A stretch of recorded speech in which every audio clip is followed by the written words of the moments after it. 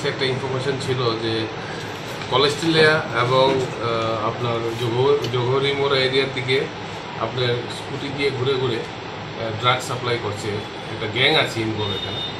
তো এই খবরের পরিপ্রেক্ষিতে আমরা এসডিপিও সদর শ্রী দেবপ্রসাদ রয়ের নেতৃত্বে আমরা একটা টিম গঠন করে আমাদের ইন্সপেক্টর বিকাশ দেববর্মা এবং sub inspector Suvendu Das, inspector Sanjay Das এবং সাব ইন্সপেক্টর কৃষ্ণধর দেবনাথের নেতৃত্বে আমরা টিম গঠন করে আমরা এই সমস্ত গ্যাংটাকে ধরার জন্য একটা প্ল্যান করি এবং এই অ্যাকর্ডিংলি আমরা সেই গ্যাংয়ের যে মেইন কিংপিন নাহিদ মিয়া তাকে আমরা ধরতে সক্ষম হই কলেজের এরিয়া থেকে। তারপর পরবর্তী সময়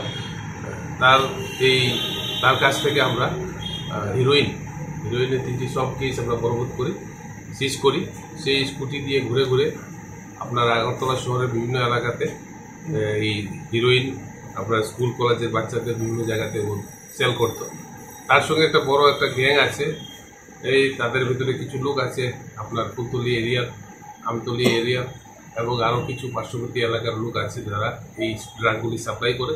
আমরা সমস্ত ইন্টারোগেশন করে তাদের থেকে তাদের নাম বের করার চেষ্টা করছি এবং কিছু নাম উঠে এসেছে, আমরা তাদের বিরুদ্ধেও আমরা অভিযান শুরু করব। বাজার মূল্য কত হবে? এগুলি তো বাজার মূল্য আনুমানিক 3 লাখ রুপিস।